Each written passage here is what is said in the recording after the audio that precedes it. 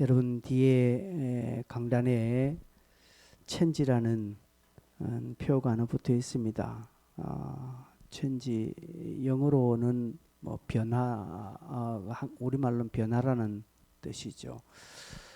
변화라는 주제로 지난 4주간, 오늘 포함해서 4주간 계속적으로 영혼 구원에 관한 말씀을 드리고 있습니다.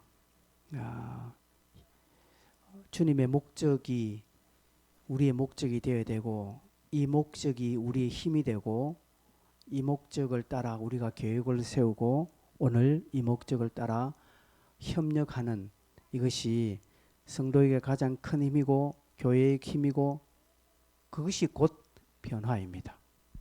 그것이 곧 바뀌어지는 것을 말합니다. 앞에 천지라고 붙어 넣었으니까 무슨 대단한 어떤 변화라고 생각하지 마십시오. 변화라는 것이 시선이 바뀌고, 우리의 마음이 달라지고, 그렇게 하고자 하는 각오가 쓰고 하는 것입니다.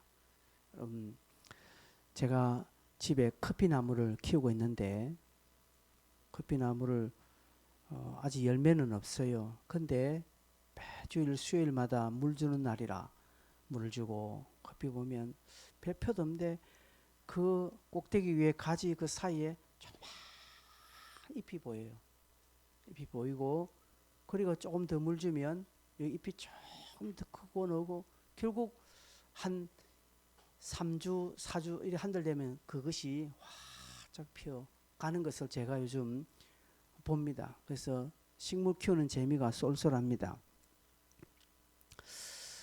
이것을 우리가 좀 함께 지니고 누리자라는 그런 의미입니다. 오늘 포함해서 여러분 4주간 결국 뭐 우리가 한 사람 전도하자 이 표현인데, 여러분 이런 설교를 들으시면서 여러분 나름대로 전도에 대한 어떤 생각이나 각오나 도전이 일어나십니까? 여러분 기도 응답을 잘 받는 사람은 그 응답의 길로 갑니다. 그죠? 그러니까 기도는 해놓고 전혀 응답에 관계없는 삶을 살면은 기도가 응답이 안 되지요. 여러분 해돋는 교회가 부흥했으면 좋겠습니까?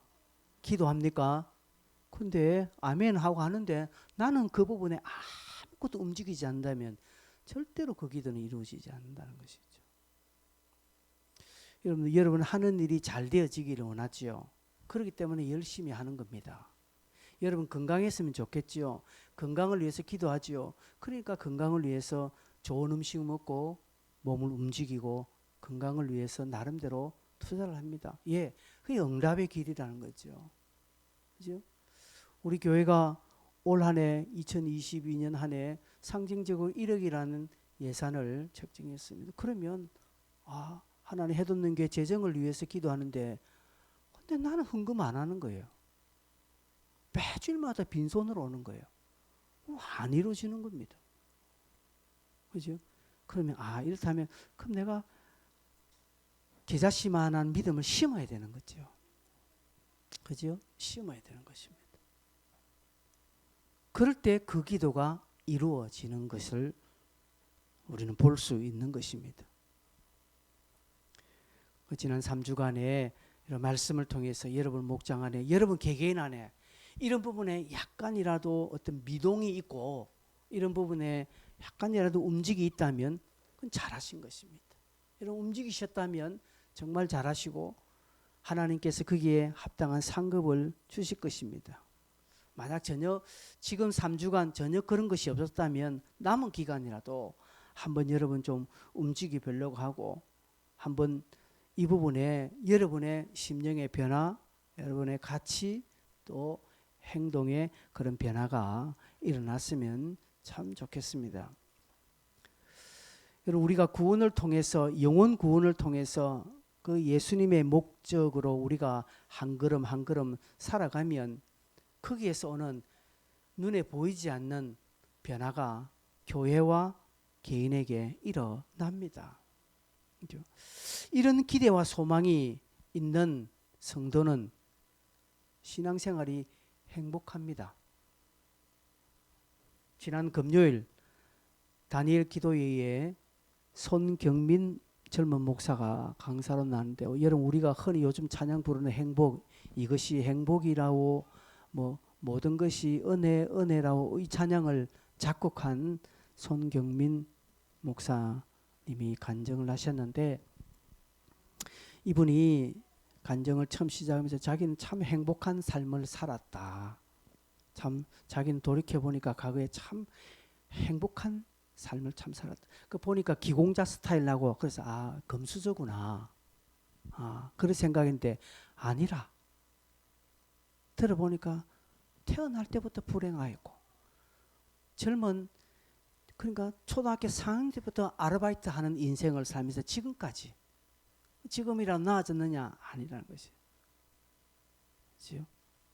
찢어지게 가난하고 더 힘들고 불행하게 살아온 그였습니다. 근데 그가 행복하다고 이야기하는 거예요.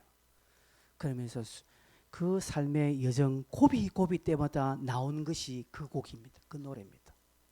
전혀 행복하지 않은데, 조건상 인간적으로 보면 완전히 불행한데 그는 이것이 행복이라고 노래하는 것이고, 다 빼앗겼는데, 사기당하고 다 뺏겼는데 건강도, 그러니까 한꺼번에 자기 아이, 자기 와이프, 자기 어머니, 내 식구가 한꺼번에 깊은 병에 들어갔는데도 불구하고 그것이 은혜라고 그렇게 고백하는 글을 보니까, 저는 오늘 제가 오늘 글에도 좀 그랬었지만, 한편으로는 굉장히 저에게 은혜가 되었지만, 한편으로는 또 무거운 돌 하나가 제 어깨에 탁 지금 뭐냐, 너는 왜 불평이냐는 거지. 그렇게 젊은 목사는 다 뺏기고 제로 상태인데도 불구하고 은혜라고 이야기하고 충만을 이야기하고 행복이라고 하는데, 너는 왜 그러냐 하는 그런 무거운 돌 하나가 제 어깨에 누르는 그런 마음을 치울 수가 없습니다.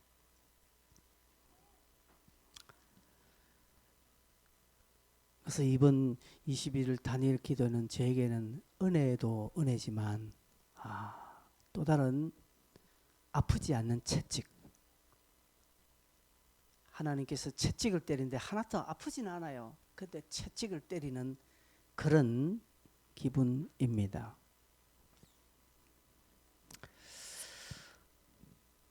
왜 그럴까요? 왜 그럴까요?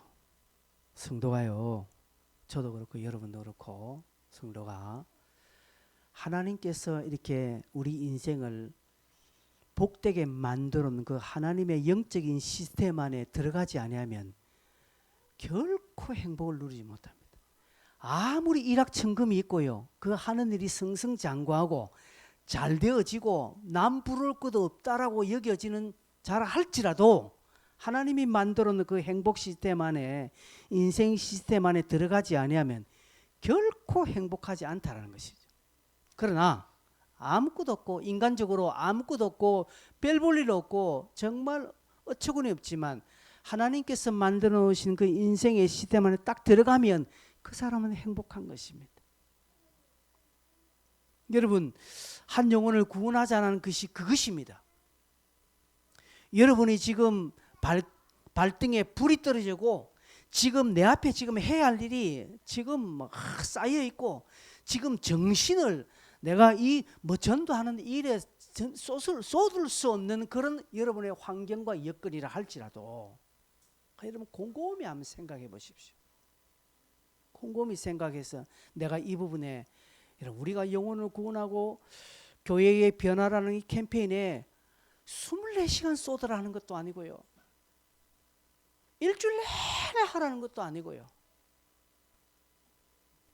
한순간이라는 것이죠. 여러분 이거 하나 글 좀 적고 이거 하나 나눠서 커피 한잔 하는 게 무슨 대단한 노력과 힘과 정성이 필요합니까? 아니잖아요.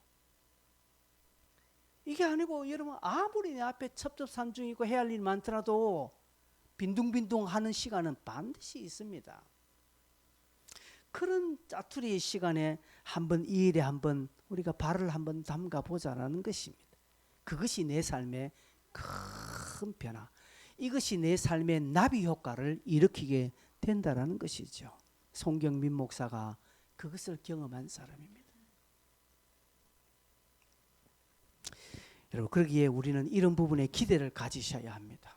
기대. 오늘 교회 오시면서 어떤 기대를 하셨습니까? 제가 볼 때는 많은 분들이 큰 기대 없이 그냥 오셨어요.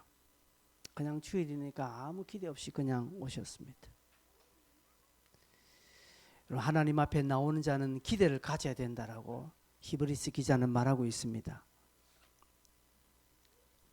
여러분의 기대에 정반대되는 상황이 놓여졌다 할지라도 그 기대는 끄시면 안 됩니다. 여러분, 여행이 참 좋지요. 그러나 여행의 제일 좋은 순간은 언제겠습니까? 예, 맞습니다. 근사님 가기 전 준비할 때가 가장 여행의 묘미입니다. 여행 가보시면 고생합니다. 여행 때는. 여행 가보십시오. 고생. 어떤 할머니께서 자녀들이 여행을 보내주는데 갔다고 난데 그 자녀가 어머니 그래 뭘 보고 오셨습니까? 야야 빨간 깃발만 보고 왔다라는 것이. 가이드가 높이든 빨간 깃대, 가이드가 할머니들 이 빨간 깃대만 보고 오셔야 됩니다 하니까 다른 것도 못 보는 거예요. 다른 거 못 보고 빨간 깃대만 바라보고 갔다는 것이죠. 여행은 고생입니다. 갔다 오면요 피곤해요. 그런데 여행 가기 전에 짐 싸고 준비하고 여행 가는 하루 이틀 준비할 때 그때가 제일 행복한 겁니다. 그 기대가 있다는 것이죠. 여러분, 성도의 기대가 이것입니다. 하나님 앞에 기대하면서. 그런데 실상은 기대와 정반대되는 경우들이 너무나 많습니다. 내가 기대한 대로 뭔가 탁탁 되면 뭐 이것만큼 좋은 거 됐습니까? 그러나 여러분 살아보니까 어디 그렇습니까? 그렇지 않지 않습니까? 그럼에도 불구하고 여행이 힘들어도요. 그 다음에 또 갑니다. 아이고 재작년에 몇 년 전에 중국 가서 내가 C급 했다. 뭐 이제 다시는 중국 안 간다지만 또 가져가면 또 가요. 예, 여행의 묘미가 그렇습니다.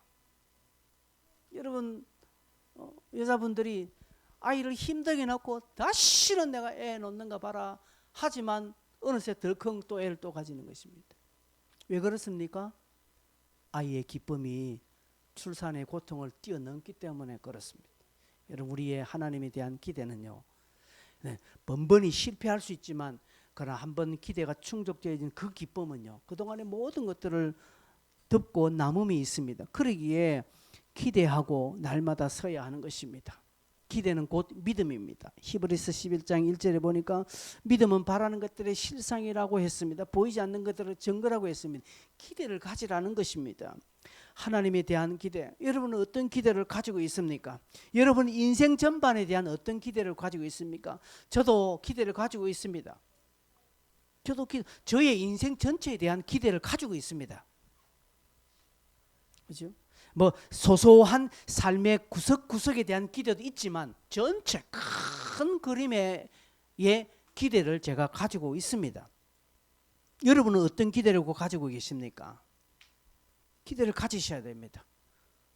우리가 12월 4일 아니 12월 전체 여러분의 영혼에 대한 기대를 가지고 있으면 이 친구는 안 돼.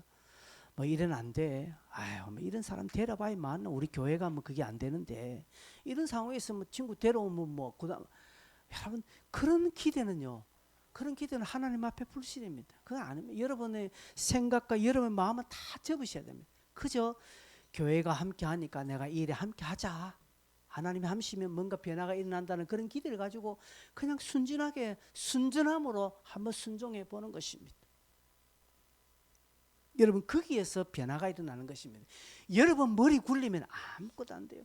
제가 어떤 분들하고 이야기합니다. 이야기하면 제가 한마디 하면 세 마디를 가지고 안 된다는 식으로 이야기를 합니다.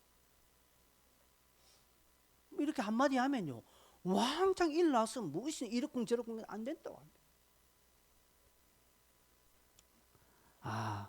삶의 전체가 그럴 수 있겠구나 하는 그런 안타까움은 가지죠.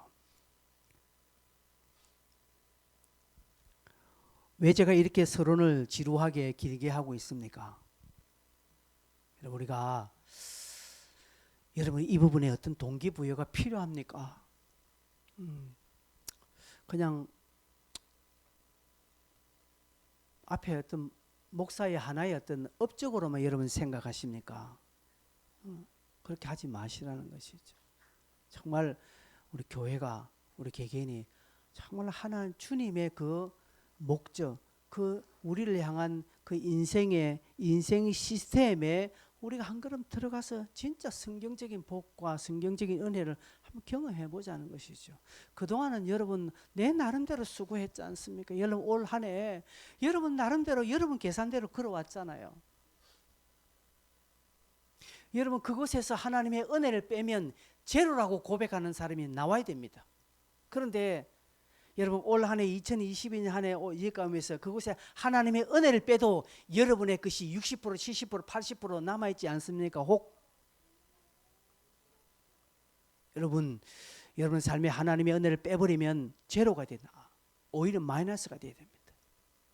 그런데 어떨 때는 하나님의 은혜가 없어도 내가 이렇게 당당하게 살고 있다는 것을 보여주는 것 같더라고요.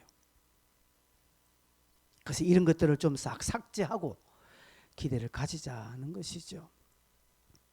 고린도 교회는 지난주에도 설명했습니다마는 네 파당으로 분열되어 있습니다. 그러니까 교회가 힘을 잃죠. 사단의 권세가 교회 안을 장악하고 있었습니다. 이것을 들은 바울이 이제 고린도서 편지를 보내면서 해결점을 제시를 하고 있는데 그 중에 하나 오늘 한 부분입니다. 읽었던 본문에 보면 나는 심었고 아볼로는 물을 줬다라고 이야기합니다. 그리고 심는 이와 물 주는 이는 한 가지니 즉 아무것도 아니다는 것이죠. 아무것도 아니다. 나는 그냥 물 주었고 아볼로는 나는 심었고 아볼로는 물 주었고 이런 사람은 아무것도 아닌데 그러나 오직 하나님께서 자라게 하시고 또 하나님이 자라게 하셨으니까 하나님이 최고다라는 그런 식으로 이야기합니다. 즉, 이 사람들아 바울을 보지 말고 베드로를 보지 말고 아볼로를 보지 말고 하나님을 바라봐라. 이 표현을 지금 하고 있다는 것이죠. 그냥 이 세 사람 아볼로, 바울, 베드로는 그냥 주님께서 그 교회의 목적에 따라서 잠시 사용한 것뿐이다.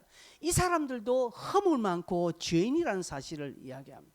주께서 자신의 목적을 위해서 이들을 잠시 사용한 것뿐, 이들이 하나님의 그 부르심에 온전히 순종하여서 서로가 하나 되었고 협력하였을 뿐 이들은 아무것도 아니라는 것이죠.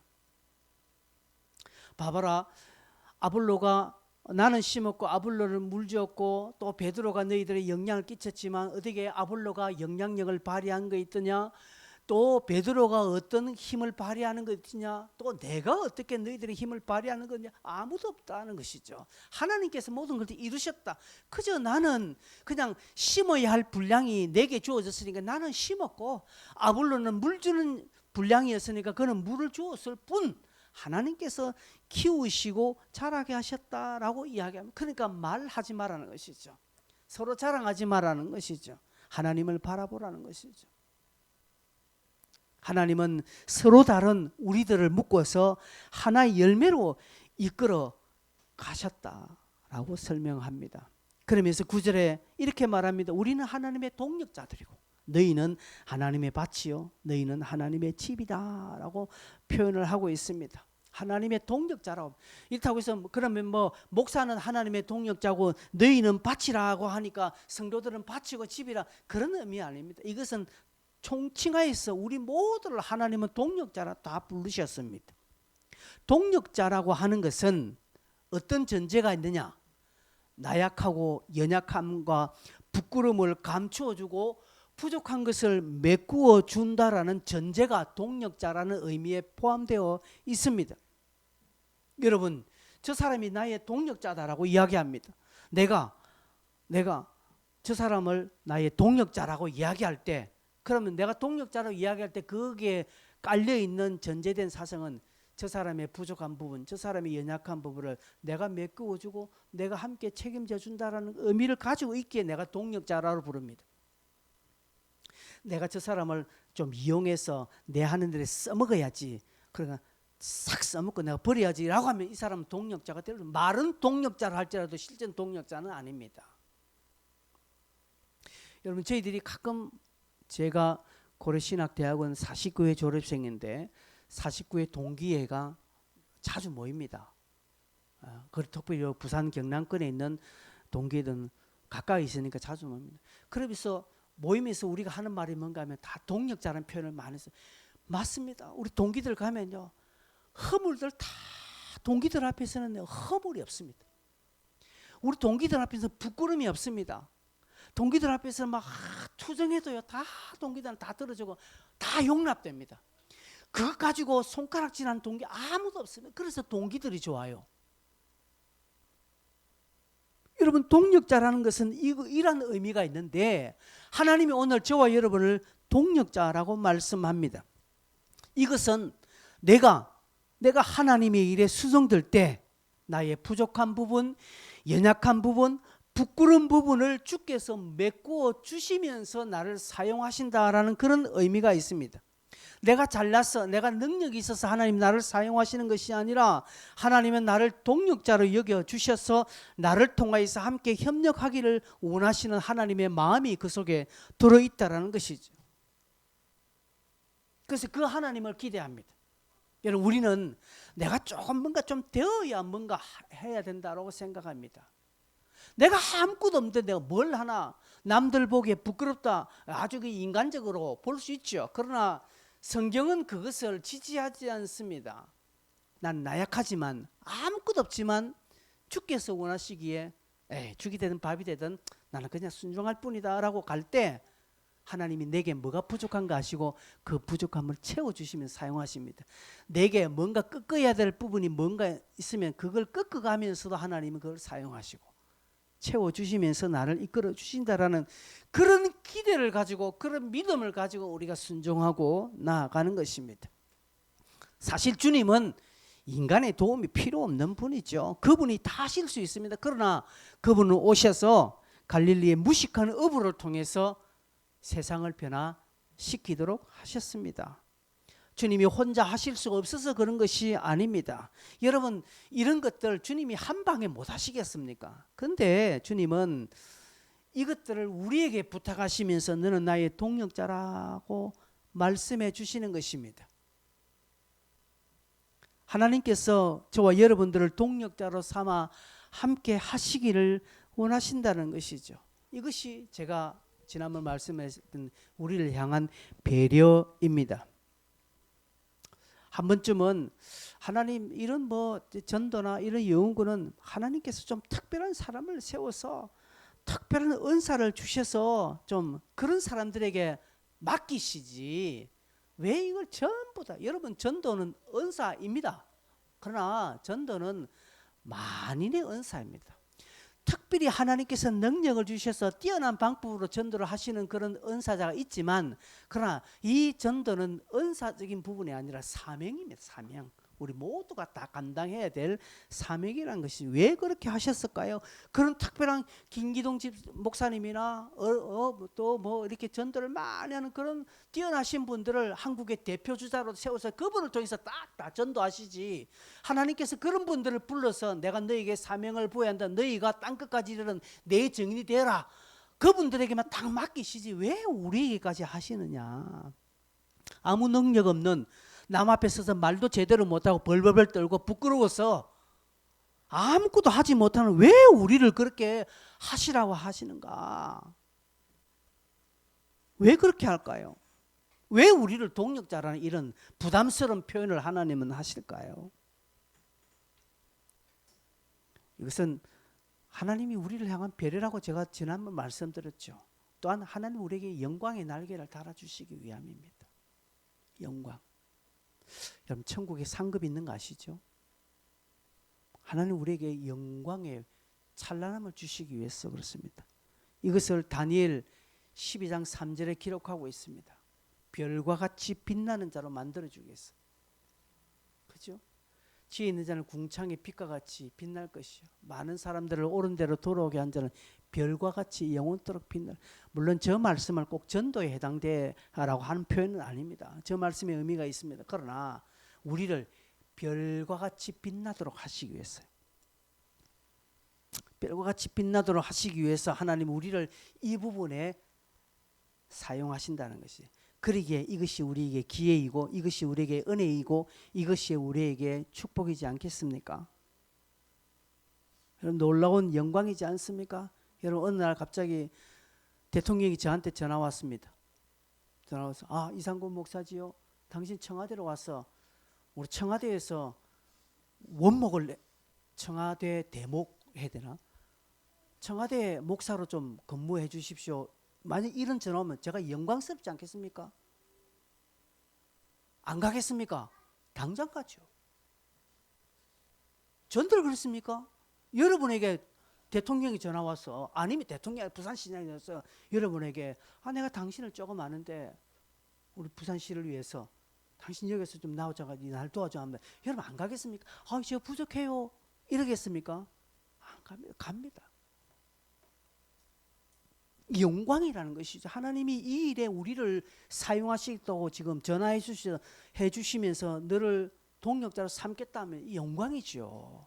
하나님 이 영광의 날개를 달아주기 위해서 우리로 하여금 동역자를 하고 이 일에 함께 하기를 원하신다는 것이죠. 그런데 희한하게 우리는 부담입니다. 희한하게 우리는 이게 뭔가 숙제입니다. 아니요. 여러분 제가 지난번 말씀에 여러분이 사람을 여기에 내배요. 쉘이 그냥 막 목 들고 앉아 그거 아닙니다. 우리가 하자는 것은 주님의 목적은 내가 이 하반기에 이 한 해는 그렇게 살아왔다면 이 마무리하는 남은 기간에 영혼을 위하여서 한번 애를 써보자라는 요 단순한 원리입니다. 12월 4일 12월 달에 아무 한 사람도 오지 않을 수도 있습니다. 아무도 안 와도 낙심할 필요 없고 실망할 필요 없고 감사한 것은 저와 여러분이 이것들을 전달하고 그 영혼들을 위해서 기도하고 사람들을 만나고 생명을 구원하기 위해서 여러분이 애를 쓰고 마음을 쏟으셨다면 그것으로 오케이, 그것으로 만족이라는 사실입니다. 우리가 그렇게 하면 하나님께서 가만히 있지 않다는 것이죠. 내가 애를 쓰고 내가 마음을 막 쓰는 그 사람은 안 온다 할지라도 하나님이 내가 실망할까 싶어서 하나님은 하나님의 사람들을 보내주셔서 위로해 주시는 것입니다. 이걸 우리가 기대하는 거예요. 이것을 믿는 거예요. 그 신앙생활 이런 믿음으로 가지 않겠습니까? 혹자들은 이렇게 이야기합니다. 혼자 조용하게 남에게 피해 안 주면서 신앙생활 하는 게 좋은 것이라고 이야기합니다. 여러분 그게 잘 믿는 거 아닙니다. 신앙생활 혼자 조용하게 잘하게 자기 혼자 충만하게 혼자 스스로 잘하는 거 결코 잘 믿는 것도 아니고 신앙생활 잘하는 거 아닙니다. 이런 뭐가 잘 믿는 줄 아십니까? 여러분 주님이 이 땅에 오셔서 사역한 현장을 보십시오. 주님이 특공대처럼 조용하게 그곳에 가서 그 집에 사람 한 사람 살짝 거치고 살짝 빠지고 또 다른 데로 가셔서 조용하게 은밀하게 그 사람 영원하고 하셨습니까? 안 그렇습니다. 주님이 그냥 그라사 지방에 귀신 들린 사람 고쳐줘요. 그 말 전체가 뒤집어진 거예요. 소동이 일어납니다. 바울이 복음을 들고 간 곳에 항상 소동이 일어난 것입니다. 여러분 아십시오. 주님이 가신 곳에 주의 말씀이 가신 곳에 복음이 간 곳에는 조용히 특공대 없습니다. 다 요란하게 일어났고요. 변화가 일어났고요. 소동이 일어났습니다. 복음이 들어가면 그렇습니다. 마태복음 10장 34절 35절 여러분 같이 한번 읽어볼까요? 주님이 이렇게 말씀하셨습니다. 시작. 내가 세상에 화평을 주러 온 줄로 생각하지 말라. 화평이 아니요 검을 주러 왔노라. 내가 온 것은 사람이 그 아버지와 딸이 어머니와 며느리가 시어머니와 불화하게 하려 함이. 저게 무슨 표현이겠습니까? 주님께서 오셨으면 평화가 일어나 집안에 평안이 일어나야 되죠. 주님이 오셨으면 우리 사회에 화합이 되어야 되죠. 근데 저 표현은 주님이 오셔서 집안이 깽판 나고요, 막 싸우고 일어났다, 이 표현은 여러분 저거 아닙니다. 저 표현은 뭐냐? 주의 말씀에 복음이 들어가면 그 심령에 전쟁이 일어나는 게 사단과의 전쟁이 일어납니다. 주의 말씀이 들어가면요, 그 사람이 그 아버지와 삐그덕거려, 영적으로 삐그덕거려 싸운다라는 그런 표현 아닙니다. 복음이 딱 들어가서 내가 예수가 들어오면 가정과 어려움 오는 것이죠. 왜? 나의 신앙이 안 먹히기 때문에. 그래서 핍박이 나는 거예요. 그 말을 하는 것입니다. 주님은 그렇게 하신 것입니다. 주님이 오셔서 네가 너희 집하고 네 원수가 되고 싸워야 된다, 그거 아닙니다. 저렇게 안 하시는 분 있죠. 그래서 너와 내 집이 구원을 얻는다는 것이 중요한 것입니다. 한꺼번에.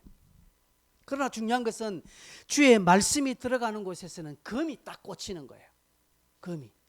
그래서 달라지는 것입니다.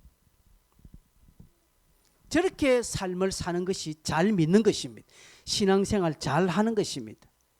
그러면 주님이 여러분 내가 세상에 화평을 주러 온 줄로 생각하지 말라, 화평이 아니라 금을 주러 왔다. 그럼 저 금이 뭐겠습니까? 진짜 칼입니까? 그것이 아니라 영혼 구원입니다. 결국 주님은 십자가의 대속의 죽음을 죽으시고 수많은 영혼을 구원하셨죠. 그것입니다. 그동안 주님께서 33년간 공생에서 수많은 기적들, 사람을 살리고 엄청난 일을 한 놀라운 이적과 기적은 영혼을 구원하기 위한 수단에 불과합니다.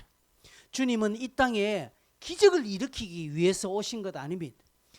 놀라운 하늘의 이적을 보여주면서 하늘의 위엄을 드러내기 위해서 오신 것이 아니라 한 영혼을 구원하기 위해서 그 영혼을 살리신 것입니다.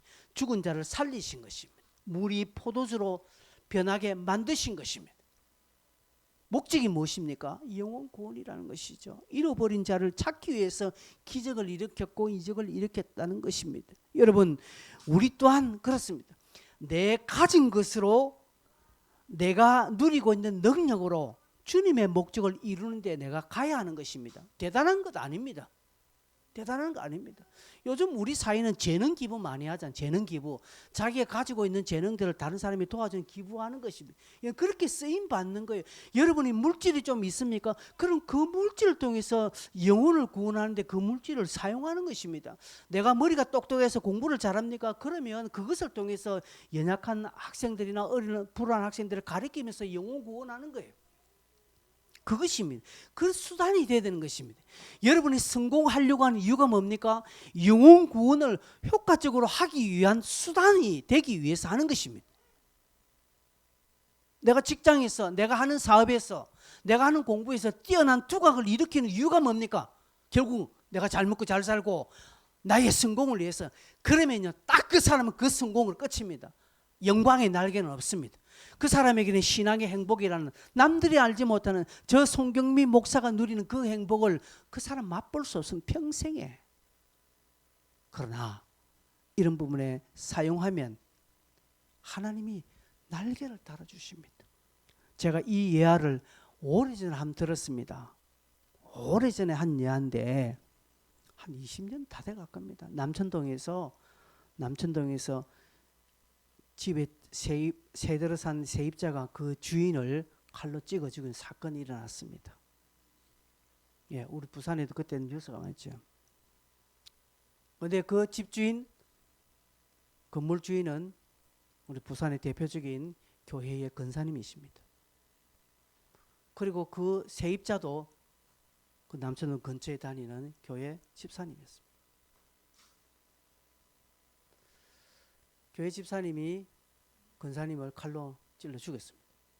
안 봐도 그림이 되겠죠. 어떤 관계였는지, 도대체 어떤 관계였을지 여러분 선하지요. 누구 잘잘못이라기보다는 그 두 사람들이 주님의 목적을 자기의 목적으로 알고, 그리고 만나는 저 사람이 나의 땅끝이고 내가 변화시켜야 할 세상이라고 믿고 섬기고 향기로운 삶을 살며 자기를 부인했더라면 이런 참담한 일이 일어났을까요? 안 일어났습니다. 여러분, 승리하는 길이 뭐겠습니까? 승리하는 길은 뭐겠습니까? 승리하는 길은 하나님이 만들어 놓은 인생의 원리 시스템 안에서 사는 것이 승리하는 겁니다. 여러분, 만약에 그 집주인 근사님이 자기 건물에 새들어 산 그 세입자를 자신의 세상, 자신의 땅끝으로 여기고 그와 함께 어떤 주님의 목적을 따라서 뭔가 소통하고 대화를 했더라면 참담한 일이 일어났을까요? 그 세입자는 그것도 그렇게 했다면 칼로 극단적을 그렇게 됐을까? 안 했을 겁니다. 여러분, 우리 성도는 매 순간 사건 때 그것이 나의 변화시켜야 할 세상이고 땅끝이라는 의식을 늘 가져야 돼요. 하나님과 함께하는 동력자라는 의식을 늘 가지셔야 됩니다. 어떤 부흥 강사님이 부흥회를 인도하러 갔습니다. 시간이 조금 지체되면 빨리 가려고 막 하다가 교회 근처 이제 가까이 와서 교차로에 진입하다가 옆에 다른 차와 접촉사고가 빵 일어났습니다. 큰 건 아니지만 접촉사고가 일어났습니다. 그래서 상대방이 나왔어. 이 양반은 운전을 어떻게 그 식으로 하냐고. 상대방도 보니까 아주 양복을 잘 입고 점잖은 사람인 것 같다고 합니다. 그래서 막 상대방이 목사님이 향해서 막 목사인지 모르니까 어떻게 나이 처먹은 양반이 어떻게 운전을 이렇게 하냐고 막 하니까 이 목사님도 화가 나가지고 이 젊은 사람이 하면서 말심하다면서 그 둘이가 왕창왕창 웃었어요. 뭐 큰 사고 아니니까. 그래서 그것에 왕 붙고 그냥 막 둘이 헤어지고 보험 처리하고 헤어지고 했습니다. 그래 목사님께서 이제 그 교회 이제 부흥에 이제 인도하러 나가는데 저 앞에 앉아 있는 그 사람, 자기하고 싸운 그 사람, 그 교회 집사. 여러분, 그 부흥에는 다른 사람은 다 은혜 받아도 지옥을 경험하는 사람 딱 두 사람 있습니다. 강사 목사님과 그 설교를 듣고 있는 그 집사님은, 그 두 사람은 지옥을 경험하고 있는 그 순간에 모든 사람은 은혜 받고 눈물 흘린다 할지라도 강사님은 강사 나름대로 설교하면서 얼마나 그 사람 눈에 그 사람을 크게 보일 건데 그것도 쫙 끄트머리지면 했는데 얼마나 크게 보였으며 이 듣고 있는 집사님은 그 강사를 어떻게 생각했습니까? 저 인간이 저래서 설교한다고 니나 잘 살지? 예? 뭔 짓입니까 여러분? 경우는 다르지만 우리도 곳곳에서 이런 경험을 많이 하지 않습니까? 그래 여러분, 성도는 매 순간 사람 하는 일이 나의 세상이라 나의 땅끝이라는 생각을 늘 가지셔야 됩니다. 하나님 그 부분에 나를 동력자로 부르셨다는 사실을 늘 생각해요. 그렇기 때문에 자존심을 꺾는 것입니다. 그러기에 내가 손해를 보는 것입니다. 그러기에 그냥 꾹 참는 것입니다. 왜? 하나님이 그 부분을 채워주시고 갚아주신다는 기대와 믿음을 가지기 때문에 그렇습니다. 그러면 성도 여러분, 우리는 지금 함께하는 이 체인지 캠페인의 이 전도 축제에 하나님은 우리는 동력자로 서로 함께 부르셨는데 어떻게 하면 좋겠습니까?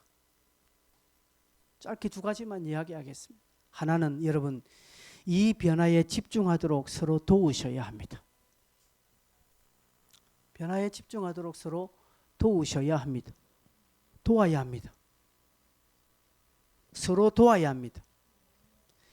옆에 있는 성도들이 자라고 변하도록 내가 도와야 합니다. 이런 표현하면 나도 제대로 못하는데 뭘 내가 도와? 라고 생각합니다.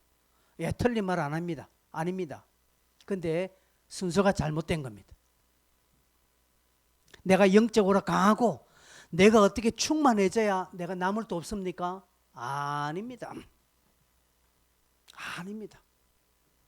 요즘은 그런 것 없지만 예전에 제가 어릴 때만 해도 많습니다. 8살짜리 누나가 5살 된 남동생 업고 얼르고 있는 것을 제가 어릴 때 본 거예요. 여러분, 우리 옛날에 그런 거 많이 경험했습니다. 지나가 가면요, 지도 부모의 돌봄을 받아야 쫓겨나는 애가 자기 동생을 안고 하는 거예요. 걔가 어디 뭐 동생을 케어할 수 있는 힘이 있고 능력이 있었어 합니까? 아니라는 것이죠. 걔가 그만한 수준에서 사는 거예요. 여러분 우리가 변화의 집중을 서로 도와야 한다니까 뭐 내가 뭐 좀 뭔가 하고 해야지 나도 뭔가 잘하고 해야지 그런 생각하지 마십시오. 내가 돕는 길은요 주님의 목적을 이루기 위해서 내가 내 일을 하는 것이 옆 사람을 도와주는 것입니다. 옆에 있는 사람 보십시오. 옆에 지금 내 옆에 앉아 있는 것이 힘이 됩니까 안 됩니까? 됩니다. 만약에 옆에 있는 사람이 다음 주에 안 보이면 힘됩니까 안 됩니까? 여러분 보십시오. 그냥 내 옆에 앉아 있는 것만 하더라도 힘들지 않습니까? 왜요? 내가 옆 사람에게 힘내라고 교회 왔습니까 지금? 미소야 너는 옆에 혜리 힘 좀 내라고 네가 오늘 교회 왔나? 아닙니다. 근데 쥐는 아무것도 안 돼. 그냥 앉아있는데 혜리는 미소를 보면서 힘이 됩니다. 마찬가지입니다. 여러분 저한테 힘내라고 교회 왔습니까? 아니잖아요. 그러나 오늘 여러분 이 자리에 그래도 부족한 사람이 설교하는 거 들으려고 여러분 오셨지 않습니까? 그 힘이 제 힘돼요.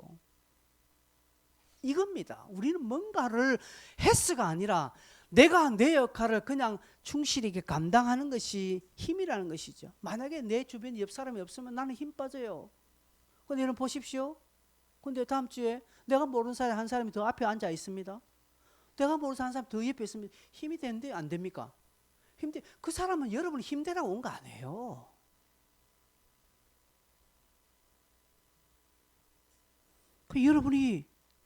여러분을 기도할 때 막 소리 내어서 힘있게 기도하면 옆 사람이 힘됩니다. 근데 여러분이 기도할 때 입 다물고 가만히 보세요. 그럼 옆 사람은 힘 빠집니다. 제가 지금 말하는 것은 이것입니다. 교회와 협력하여서 영혼을 위해 한 걸음 내딛는 것은 옆 사람에게 힘이 됩니다. 돕는 것입니다. 그것이. 여러분을 위해서 기도하는 자리에 나오면 여러분에게 복이지만 보는 앞에 있는 목사가 힘을 얻습니다. 그렇게 한 주간을 보낸 것과 그렇게 보내지 않은 한 주간은 다릅니다. 주일 자체가 다릅니다. 내 삶의 그런 다름, 즉 변화를 내가 조금이라도 경험하게 되면 기도가 나오게 되고 열심을 품게 되는 것입니다.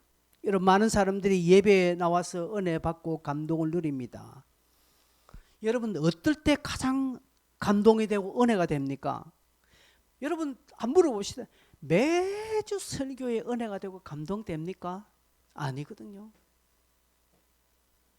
우리 목사들끼리 모이면 한 달에 한 번은 안타 쳐야 된다 이 표현을 합니다. 한 달에 한 번 정도는 성도들에게 은혜가 되어야 된다. 그게만 안 되면 곤란하다는 것이죠. 여러분 야구 선수가 3할 타자는 잘 치는 선수입니다. 그죠? 3할이라는 것은 10번 때려서 7번은 실패하고 3번을 맞추는 것이 3할 타자입니다. 그게 강타자라니까? 그게 강타자라는 거예요. 우리는 뭐 10번에서 한 7, 8번 해야 강타자로 생각하는데 야구계에서는 그렇게 말하지 않습니다. 목사가 한 달에 한 번 크게 은혜를 끼치는 것 대단한 겁니다. 여러분 솔직히 물어봅시다. 매주 설교에 은혜 받습니까? 아니잖아요. 지금도 이 설교 지루하잖아요. 지금 어디 모르는 이야기를 하고 있습니까 여러분? 다 그 이야기야 그 이야기고 지난주에 한 것 같고 그 이야기지 않습니까? 알았다. 막 그 정도 딱 하면 이렇게 마치고 설교 끝나면 참 은혜가 될 것 같은데 계속 길게 하니까 아이고 네 설교 네가 까먹고 있다라고 여러분 속으로 평가할 수도 있습니다. 근데 여러분 해돋는 게 매주마다 새로운 모르는 사람이 한 사람 오면 여러분 예배에 어떻겠습니까? 감동될걸요. 다를 거예요. 내가 이 일을 하는 것에 내가 수종되는 것이 옆 사람을 도와주는 겁니다. 여러분 옆 사람이 매주 결속하고 제대로 안 하고 하면 보는 여러분 힘이 안 되잖아요. 그러나 내 옆에 있는 사람이 나름대로 열심히 하고 기도도 하고 뭔가 움직이려 하면 나는 못하지만 또 보면 힘이 돼요. 힘이 돼요. 아이고 내가 안 하니까 내가 부끄럽다라는 생각을 가지게 되는 것입니다. 근데 우리가 다 똑같으니까 서로 부끄러움도 모르고 그죠? 힘도 안 되고 하는 것들이 있다는 것이죠. 게다가 내가 애쓰고 기도한 영혼이 오늘 내 옆자리에 앉아서 예배 드릴 때 그에게 찬송 찾아주고 성경 읽어 본문을 탁 펴주고 같이 읽고, 그리고 그 사람이 마음에 감동이 됐다면 그게 얼마나 여러분 힘이 되고 감동이 되겠습니까? 누가복음 15장 7절 10절에 보면 이렇게 말하면 우리 주님께서 내가 너희에게 이르노니 이와 같이 죄인 한 사람이 회개하면 하늘에 세개할 것 없는 의인 99으로 말미암아 기뻐하는 것보다 더하다라고 말합니다. 죄인 한 사람이 돌아오는 것은 의인 99명이 돌아오는 것보다, 그들로 인하여서 기뻐하는 것보다 훨씬 더 기뻐하다는 것이죠. 10절에 내가 너희에게는 이와 같이 죄인 한 사람이 회개하면 하나님의 사자들 앞에 기쁨이 된다라고 이야기합니다. 여러분, 그래 이 일이 얼마나 귀한 일인지 우리가 자각하고 내가 이 일에 함께 수종되는 것입니다. 그게 옆 사람을 돕는 길입니다. 그 다음 두 번째로는 마지막으로 여러분 기도하시면서 영혼들을 초청하셔야 됩니다. 가급적이면 12월 4일이면 더 좋겠습니다. 12월 4일이 되면 더 좋겠습니다. 그날 우리 교회가 선물도 하고 할 겁니다. 그러나 안 되더라도 실망하지 마시고 12월 한 달으로 계속 하십시오. 쉬운 일이 아닙니다. 거절할 수 있습니다. 거부당할 수 있습니다. 그러나 여러분 두려워하지 마십시오. 저도 그렇고 여러분 그거 겁내지 마십시오. 꾸준히 그들을 초청하는 것이, 초청한다는 그 자체가 성공입니다. 여러분 이거 전달해주고 이거 같이 차 한잔 마시는 것은 성공했습니다. 여러분 전도하셨다고 생각하시면 됩니다. 아시겠습니까 여러분? 여러분 옆자리에 앉으려고 그거 하지 마시고 이거 한번 전달하고 이거 한번 같이 마시고 커피 한잔 하면서 야, 이 커피 맛있네. 어디 커피고 이렇게 소개하면 이게 가스펠리아라는 것인데, 가스펠리아가 뭐고? 가스펠리아라는 것은 복음의 기부인이라는 뜻입니다. 가스펠리아, 이 커피 이름이 가스펠리아입니다. 가스펠리아라는 것은 복음의 기부인이라는 뜻입니다. 그래서 보면 가스펠리아가 뭔데 하면 가스펠리아는 복음의 기부인인데, 그러면서 이제 복음을 슬쩍 이야기하는 것입니다. 이 커피는 저 양문교에서 만드는 건데 이게 뭐 참 이게 이계호 박사가 이 커피 성분을 했는데 그 발암물질 기준치에 아래 떨어진 한국에서 몇 군데 안 되는 아주 건강한 커피입니다. 제가 이걸 마시거든요. 좋은 커피입니다. 그러면서 한 잔 주는 거예요. 그러면서 좋아하면 한 통 더 가져가서 내가 이거 한 통 더 줄게 주라는 걸 주고, 그러면서 우리 교회가 12월 달에 일하는데 니 한번 교회 와볼래? 그것으로 여러분은 성공하신 것입니다. 안 오셔도 됩니다. 그래서 여러분 이 초청자도요 100장밖에 안 만들었어요. 제가 믿음이 없어서 한 1000장 만들어야 믿음이 있는데 100장밖에 안 만들었어요. 근데 저 100장이 아직까지 욱 쌓여져 있어요. 여러분 사용하십시오. 그리고 커피 저것도 50개밖에 안 만들었어요. 제가 믿음이 하도 적었어요. 여러분 커피 다 사용하시고 모자라면 다음 주에 또 하겠습니다. 그리고 당일날 전도할 사람들에게 선물 줄 것도 미리 지금 다 돼 있습니다. 누가 협조를 해주셔서. 여러분 이것입니다. 기대하십시오. 손해 보실 수 있습니다. 여러분 자존심 상할 수 있고 성질 죽일 수 있습니다. 주께서 아십니다. 여러분이 이 일을 위해서 함께 협력할 때 주님께서 여러분의 마음 상한 것, 여러분이 손해 본 것, 여러분이 조금 시리에 빠질 수 있는 것 다 갚아주실 것이니까 믿고 기대하십시오. 그냥 평강으로 여러분을 인도해 주실 것입니다. 그 사람이 아니더라도 하나님의 다른 영혼을 통해서 여러분에게 위로가 되어 주실 것이니까, 중요한 것은 저와 여러분이 낙심하지 않는 것입니다. 해도 안 되대 이 소리 안 하는 겁니다. 해도 안 된 게 없습니다. 되었습니다. 근데 문제는 안 했기 때문에 그런 것이죠. 진짜 한 사람은 해도 안 되더라 이 소리 안 합니다. 안 한 사람은 아이고 우리가 안 해봤나? 그동안 안 했잖아. 그런 소리를 하는 것이죠. 진짜 여러분에게 건면한 것은, 중요한 것은 낙심하지 않는 것입니다. 그러면서 꾸준하게 하는 것입니다. 하나님은 그거 보시는 것입니다. 어디 뭐 이것이 올 연말까지만 하고 이제 평생 안 해야 될 일입니까? 아니에요. 이것은 1년 365일 52주 계속 해야 될 일이지만 한번 이 부분에 같이 갈 때 같이 한번 달려보자는 그 의미입니다. 말씀했습니다. 여러분 기대하십시다. 기대하시고 함께 협력합시다. 하나님 우리를 그런 동력자로 불러주셨습니다. 영광의 날개를 달아주시기 위해서, 별과 같이 빛나도록 하시기 위해서 하나님이 그렇게 여러분을 갚아주시는 것을 한번 연말에 경험하시기를 바랍니다. 단 낙심하지 맙시다. 끝까지 기도하겠습니다.